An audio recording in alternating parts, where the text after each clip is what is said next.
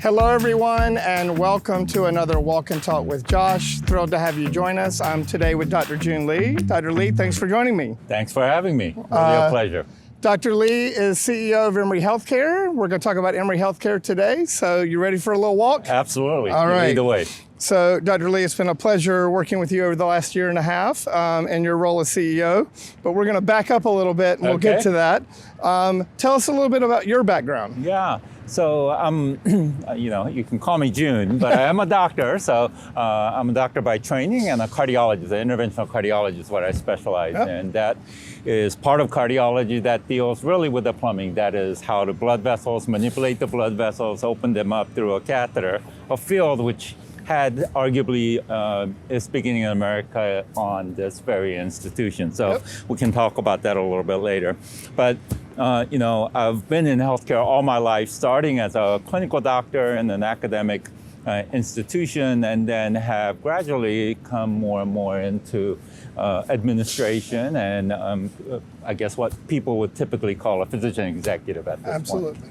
So you were at UPMC for many years and ended up in administration there. Yes. Tell us about kind of that role and ultimately we'll get to Emory here in a second. That was really not a design, if you will. I had a long training and really exciting training at Mass General Hospital. And then when I finished training, I was looking for academic positions, and UPMC was undergoing a transformation at that time. So I was lucky enough to start there. But what that I could not have predicted or planned was when I joined UPMC, it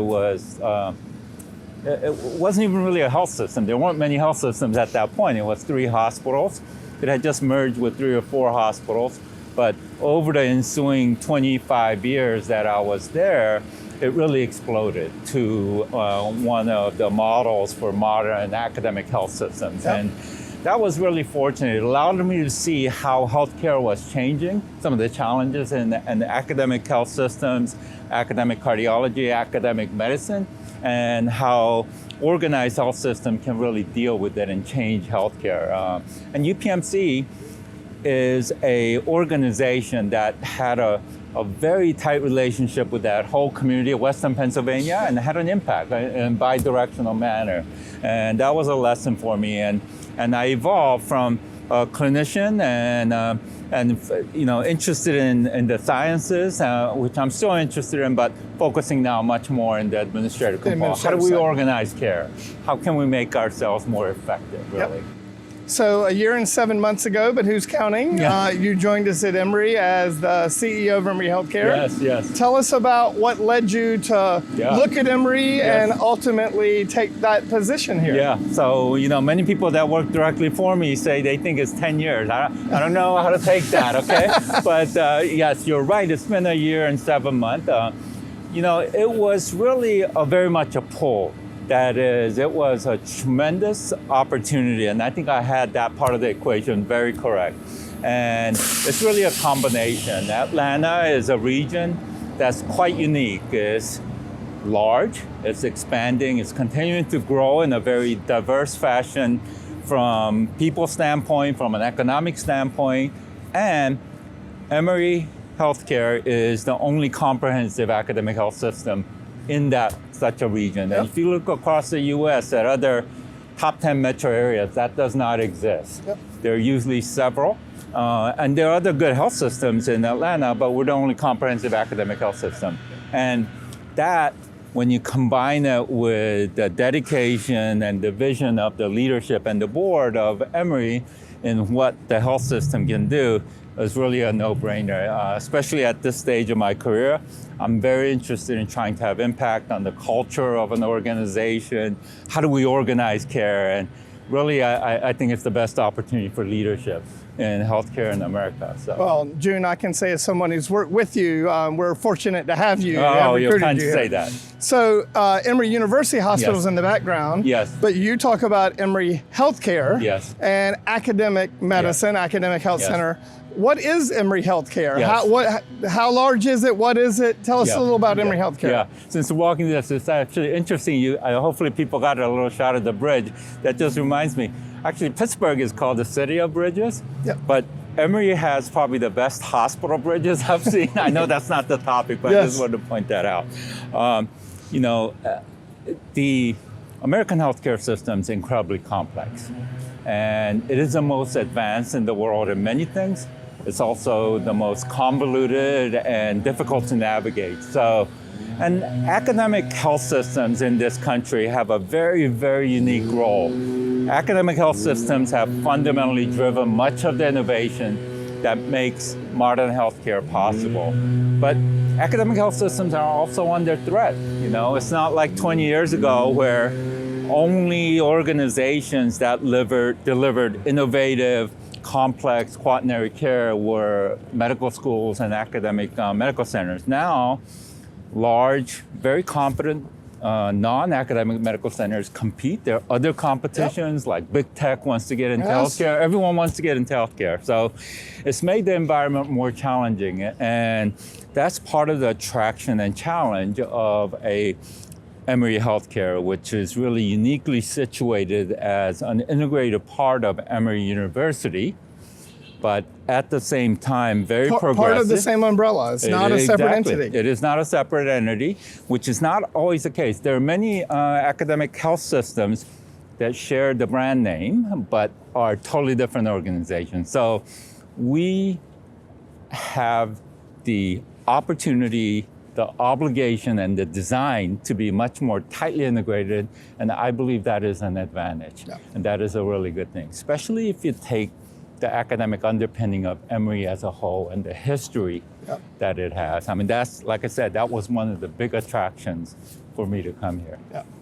And Emory Healthcare's 11 hospitals? Yeah, but well, it depends on a little bit on how you count it, but we're about to take on one more hospital in the process of doing that. Yep. So, the numbers, 10, 11 hospitals, but more importantly, we have 26,000 people who are dedicated to healthcare that are part of Emory Healthcare.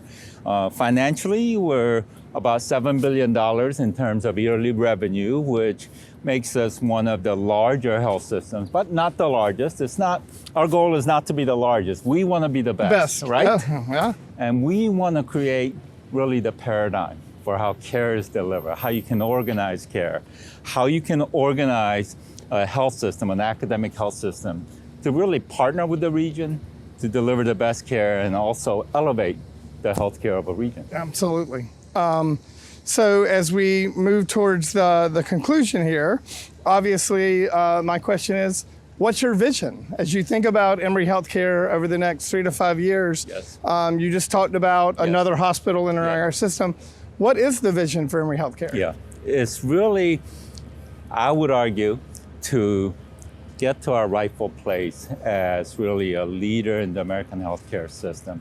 That means that we are viewed as a place where you come and see how healthcare can be optimally delivered, how academicians, academic institutions can work together with the operations of a hospital to optimize that care.